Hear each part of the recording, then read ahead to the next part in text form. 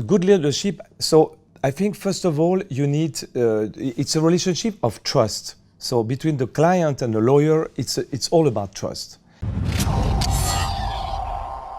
So you have a very successful practice, a law firm. Tell us what has made you so successful, and it has your name as well, Oberson, as we see.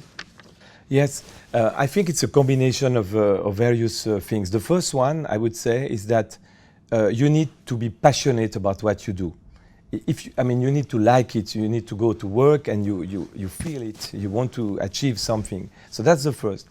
But then, especially in this area, it's a very technical area, so you need, of course, to study, to understand the rules, their contents. So there's a technical part. It's like being a musician where you need to practice your scales. So you need an expertise. You need an expertise. And maybe the third would be you need also to be surrounded by people, by good people. And on this I would mention my partners who are doing great work, and we are now a team. And all together, this is what made the success, I would say. And so how long has the firm been alive? And the firm was founded by my father in 1961. So the firm has 54 years. Then my father retired in I think 1996, and when I took over, I just came back from the United States actually, and I think I really transformed this boutique, this firm, into a more international, with additional partners and creating connections around the world, in America, in Europe, everywhere actually, and this is what started to make this international development. So what would you qualify as good leadership for an international tax law firm? Yeah, good leadership. So I think first of all you need, it's a relationship of trust. So between the client and the lawyer, it's all about trust.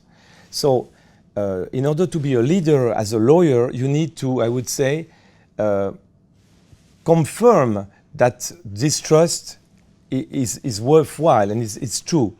Which means you need the expertise. So a client should know that what you say is accurate, or at least makes sense. But I think, and especially nowadays, there's a very strong ethical aspect. We are talking about taxes. It's a sensitive issue today, and it means that the tax lawyer should also have very strong ethical rules. You can explain to the client what or what not to do, but you should not help them to do wrong things. This is a very clear line which should not be crossed. I see. So good, trusting foundation and staying within the law. Yeah, exactly. Yeah. So what was your biggest failure and what did you learn from it? Yeah. So it's a difficult question, but maybe on my side, my biggest failure was my divorce. After almost 20 years of marriage, I got divorced. It was a difficult moment, and I have four children, so this was a very difficult time. But if I take it from there, I learned a lot. I learned that you can fail, that you are a very complex personality, and sometimes you need to cope with that. But what I learned is that it forced me to create a very strong relationship with my children. And I'm very proud to say today that I think this has been achieved. In other words, I even think that I'm much better, and I understand better my children than before. So we created a very, very strong and close relationship. So a good, strong relationship with your children. Yeah. Yes. So now I'm going to ask you a question on taxes, on your expertise. Yeah. In Switzerland, there's 26 cantons, of which one is Geneva. Yeah. And in Geneva, 34% of the populations don't pay any taxes. Yeah. Yeah. 20% pay 80% of the revenue from taxes, yeah. And 2% pay the 30%. Mm-hmm. What are some of the consequences of this? Yeah. Yes, I think it's a very striking result, and on the long term, this can be very dangerous, I think, for the canton. If you take the side of these 30% of people who don't pay anything, it's a problem because, okay, it means they don't have a lot of money, but at least they should feel part of a contract with the state. So maybe something should be paid, even if it's symbolic, but at least I think they should be part of the system and not only benefit from the infrastructure, but understand what it means. And on the other side, it's also very dangerous to count on 20% of the people to pay the big burden, because then if they start to go away, they can think of moving abroad or even in another canton of Switzerland. Is very easy, and then the problem will grow. So I'm not saying we should completely modify the system, because progressivity of the tax is something which is significant and which makes sense also from a constitutional standpoint. But to redefine the curve in the sense that maybe make sure that everybody, but in accordance with its economic capacity, pays at least part of the burden, that would be the target. So a sort of redefinition of the curve of the tax. The other thing is Warren Buffett, Bill Gates, and now lately Mark Zuckerberg has given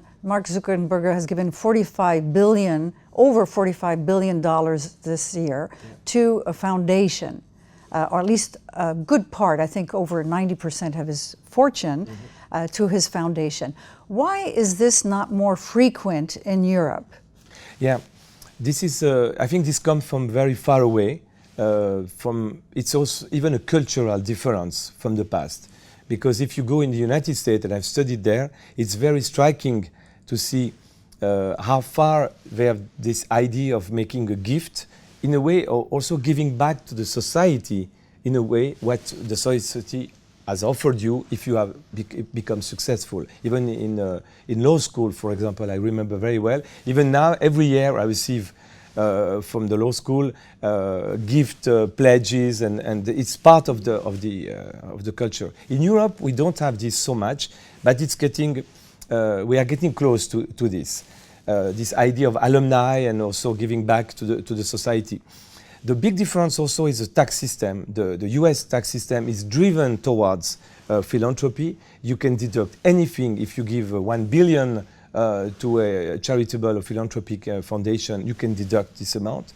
While in Europe, and for example in Switzerland, there's a maximum in general of 20% of your income that you can deduct, which means that if you earn 100,000 Swiss francs a year, if you want to give some money to the charity, you can only deduct 20%, that is 20,000. So the incentive is there, but it's not yet so much developed. So I think we should promote this, and we should take some of the good ideas of the US tax system in this respect. However, we should be also careful of finding a sort of coordinated approach towards philanthropy. I think there's a risk now that if you give billions, can you imagine the impact you can have?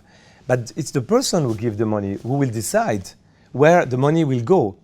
But maybe he makes a wrong choice, you know, in a very good way. But I mean, maybe the world needs more money in another area than the other area which has been decided. So some coordinating mechanism, which is yet to be defined, should also be implemented, I think. And like you mentioned earlier, a lot of people give to children, which is a wonderful thing, but at the same time, maybe teenagers also need some money. As far as I'm aware, for example, in Switzerland, this is an area where there's a lot of need for teenagers who could be in trouble, also from a psychological standpoint. And there's a lot of money, which is great, of course, going to children, but maybe some reallocation could be of interest. So, a last few words of what advice would you give to young attorneys? Yeah, I would tell them to be very open, first of all, to be humble, because you can be a leader today and something happens and then everything disappears. Especially nowadays, it can go very, very fast. And secondly, to be open to changes. Maybe in a few months, a Uber of lawyers will come, offering advices on the internet, very cheap, bringing lawyers all around the world with a platform. And then the traditional lawyers will suffer from that. So we need to be prepared already of this, as we call it, new economy. Some lawyers think they are so smart that never a machine or internet will compete. Well, maybe not, because also some part of what we do, especially in the tax area, is very mechanic, is filling forms, and maybe a robot can do that much better than I do. Thank you very much for sharing your experience and your expertise. Thank you very much. Yeah.